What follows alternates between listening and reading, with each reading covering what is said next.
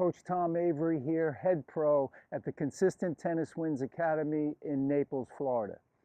For my free forehand course and free serve course, check out the links below. You get instant access, or look up here in your left-hand corner for the forehand course.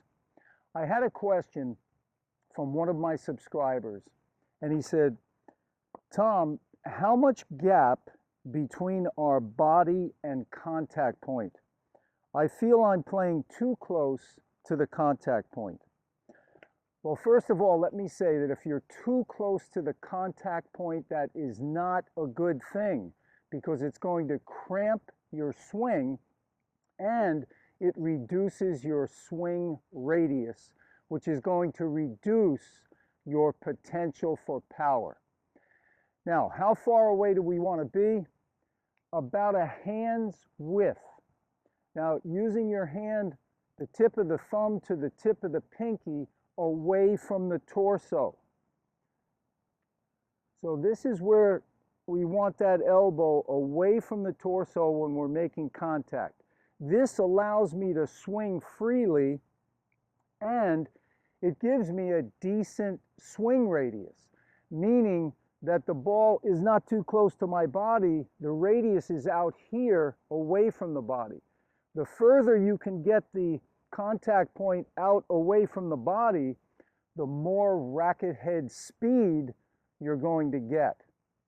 Now, if we do a little examination of Federer and Djokovic, two different techniques.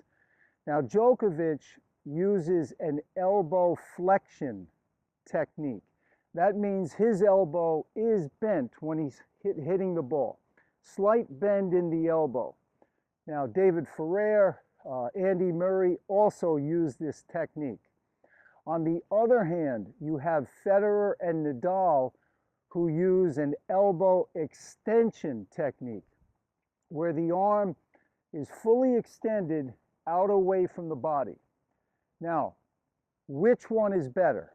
Well, they obviously both work, because all those players are having great success on the ATP Tour. But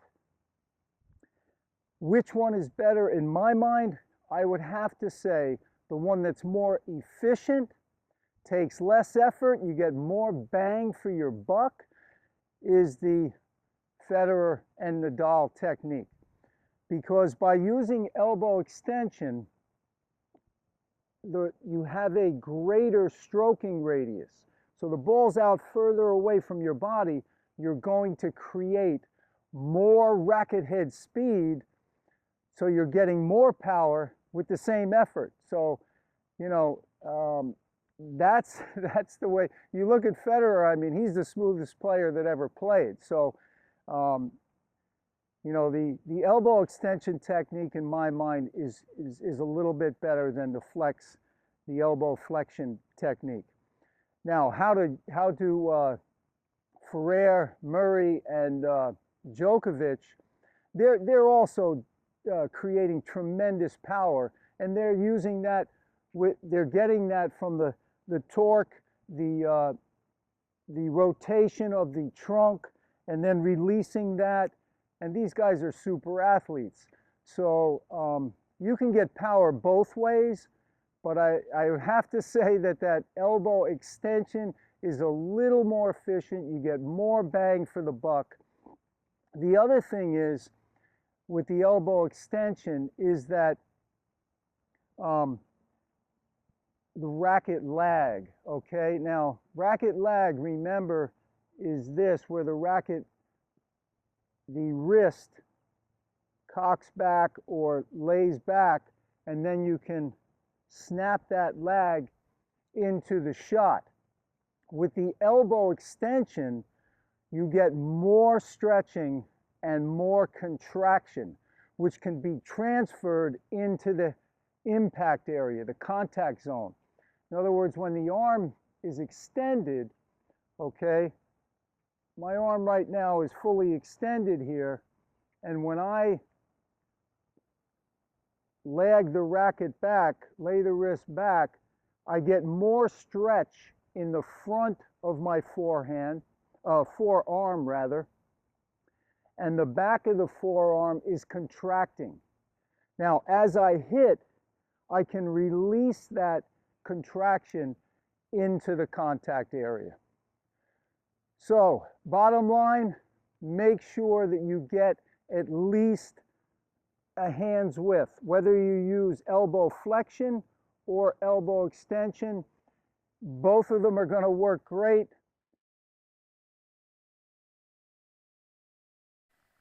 Okay, watch the elbow flexion technique. You'll see as the racket comes back, the elbow's bent, then the arm straightens out pretty much on the backswing here. But then as it comes into the contact, the elbow bends slightly. You can see the elbow bent slightly right there. But there's still plenty of room between the torso and the elbow.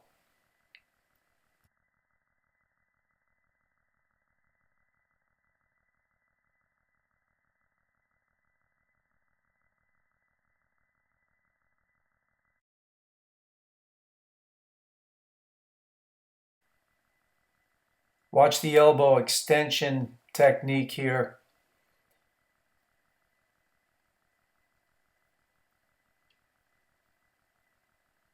The hitting arm pretty much straightens out right here when I drop it down. Now as I'm coming into the contact, you can see here the arm is extended. You can see the elbows much further away from the body, and the contact point was much further away from the body, which gives you a little more racket head speed.